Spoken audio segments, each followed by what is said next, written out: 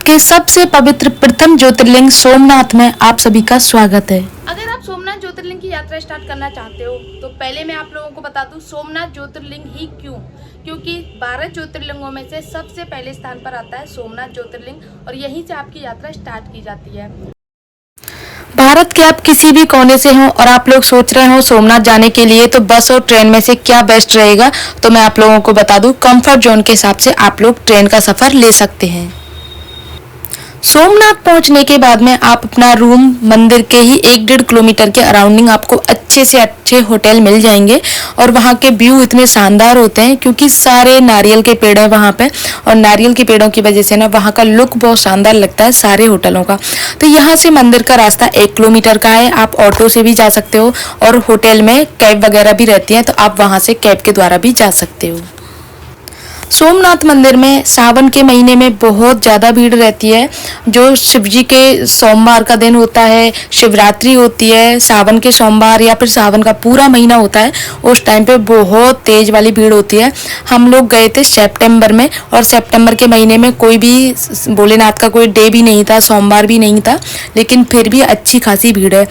Auto वाला आप लोगों को ऑटो स्टैंड पे उतार देता है, यानी कि मंदिर के गेट पे। मंदिर के गेट से और मंदिर का रास्ता 1 किलोमीटर का है।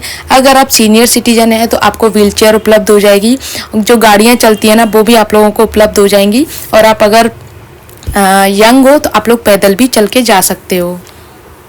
मंदिर के अंदर मोबाइल, पर्स, कुछ भी इलेक्ट्रॉनिक सामान ले जाने की परमिशन नहीं होती है।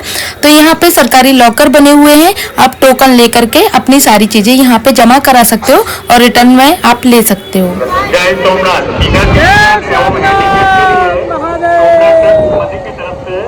तो आगे कुछ में जो नीचे पार्ट की रोड पे रखी हुई है और भीड़ तो आप देख ही रहे हो ना, भीड़ अच्छी खासी भीड़ है, लेकिन दर्शन बहुत अच्छे से हो गए हमारे, बिल्कुल टाइम भी नहीं लगा, जस्ट 10 मिनट में हमारे दर्शन हो गए।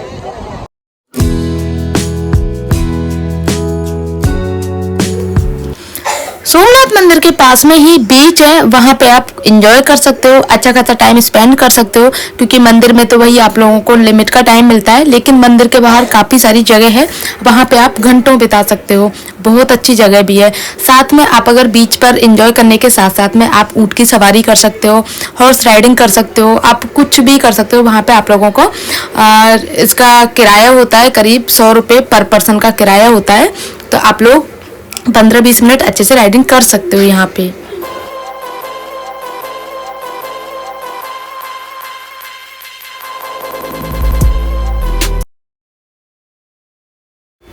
सोमनाथ मंदिर के अच्छे से दर्शन करने के बाद में फिर सोमनाथ में बहुत सारे मंदिर हैं जो बहुत फेमस भी हैं और अच्छे भी हैं, तो वहाँ पे आपको लेके चलते हैं। तो सबसे पहला मंदिर आता है गाइस बील का तीर्थ मंदिर। यहाँ पे श्री कृष्ण भगवान ने अपना देह का त्याग किया था और बैकुंठ धाम को गए थे।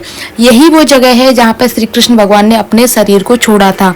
बील के द्वारा तीर लगा था और उस तीर का यहाँ पे पूरा मंदिर बना हुआ है, पास में भील बैठे हुए हैं और साथ में श्री कृष्ण भगवान ऐसे लेटे हुए हैं पैर ऊपर करके और उनके पैर में तीर लगा है, तो वो वाला मंदिर है। यहाँ पे आप लोग अच्छे से दर्शन कर सकते हो।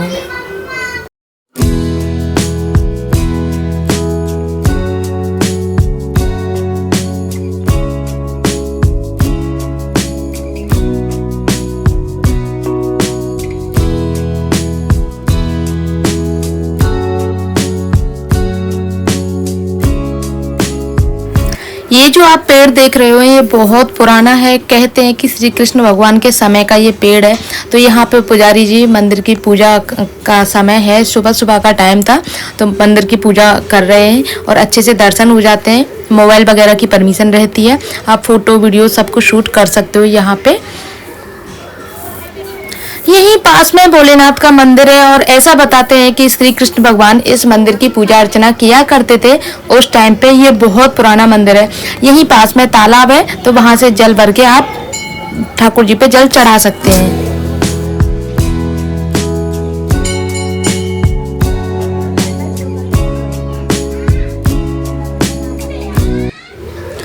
ऑटो रिक्शा से जाने का ये फ़ायदा होता है कि आप लोकल सारी चीज़ों को अच्छे से जान सकते हो। तो गाइस बील का तीर्थ दर्शन करने के बाद में हम लोग पहुंच गए हैं बाण गंगा और यहाँ पे 2 शिवलिंग है। स्वयं भोलेनाथ का बाणगंगा स्नान कराती हैं। और यहाँ पे शिवलिंग आप देख रहे हो ना, ये पानी में शिवलिंग है। अब करके दर्शन करने के लिए आ जाओ।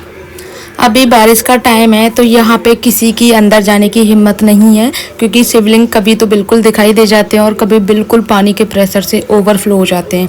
ये आप देख सकते हो। और ये शिवलिंग का जो लेंथ है करीब होगी 4 फीट की शिवलिंग है दोनों ही। तो अंदर जाने की देखो, बारिश के टाइम में बिल्कुल भी अपने रिस्क पर भी नहीं जाना चाहिए, क्योंकि समुद्र का कुछ भी पता नहीं रहता।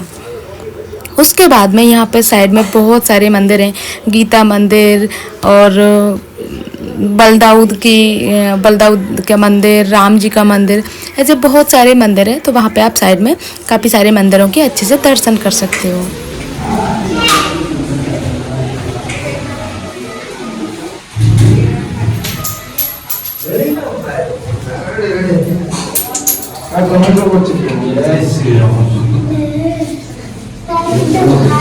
श्रीराम की ताकत ले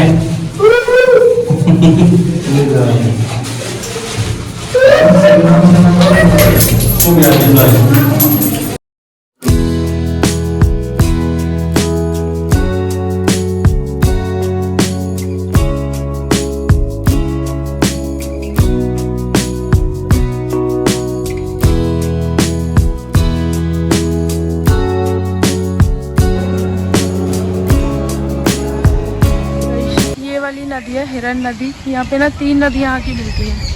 तो इसमें कल बाढ़ आ गई थी, लेकिन अभी ये सबसे खतरनाक मानी जाती है ये वाली नदी। हमने लोकल सारे मंदिरों के दर्शन कर लिए, अच्छे से दर्शन किए हैं सबके। हमें घूमते घूमते पूरे 3 घंटे हो चुके हैं। तो सबसे लास्ट में हम पहुंचे हैं त्रिवेणी संगम पे। त्रिवेणी संगम है सरस्वती नदी, कपिला नदी और हिरन नदी।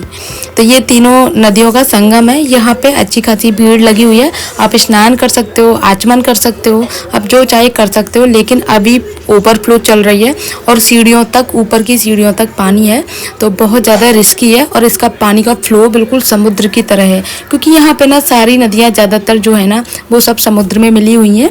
इसीलिए यहाँ पे फ्लो हाई और लो चलता रहता है। त्रिवेणी संगम के घाट पे ही आप लोगों को बहुत अच्छी बैठने की व्यवस्था मिलेगी हिरन नदी के साइड में।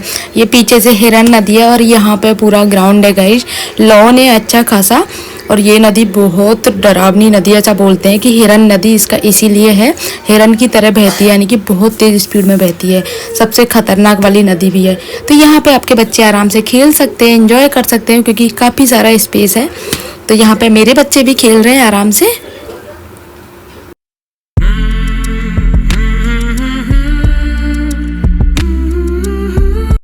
सोमनाथ जाने के लिए ट्रेन का टिकट गाइज आपके लोकेशन पर डिपेंड करता है कि आप किस शहर से हो, तो उसके अकॉर्डिंग आप लोगों का टिकट लगेगा। दूसरी बात, वहाँ पे पहुँच के आप लोगों को मैं रिकमेंड करूँगी कि आप लोग जो कैब वगैरह होती है ना, उनके बजाय आप लोग प्राइवेट बस लो या रोडवेज बस लो, वो ज़्यादा बेटर लगती है, क्योंकि उनका किराया भी थोड़ा कम होता है और हर 5 मिनट में आप लोगों को आसानी से मिल जाती हैं।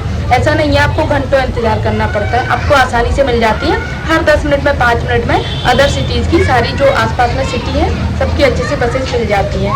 किराया रहता है 250 कुछ ऐसे अराउंडिंग रहता है, 200, 250, 150 के अराउंडिंग, क्योंकि जैसी सिटी आप चाहते हो ना उसके हिसाब से किराया लगता है। उसके बाद में गाइस पास में जो भी तीर्थ स्थल है सोमनाथ के, वो आप लोगों को मैंने दिखाई दिए। सबसे फेमस है सोमनाथ मंदिर, और सोमनाथ ज्योतिर्लिंग के बाद में है बील का तीर्थ, वहाँ पे श्री कृष्ण भगवान ने अपने देह का त्याग किया था। और काफ़ी सारे मंदिर हैं और त्रिवेणी संगम है। त्रिवेणी संगम में भी स्नान करो आराम से, और फिर घूम फिर के सुबह से शाम तक का आपका 1 दिन का टाइम सफिशिएंट रहता है सोमनाथ ज्योतिर्लिंग के लिए। सीजन के टाइम पे जैसे पीक सीजन रहता है सावन का महीना, तो आपको घंटों लाइन में इंतज़ार करना पड़ सकता है। तो इसीलिए आप लोग पहले टाइम देख करके जाएँ, तब ही आप सोमनाथ ज्योतिर्लिंग जाने का मन बनाएगा।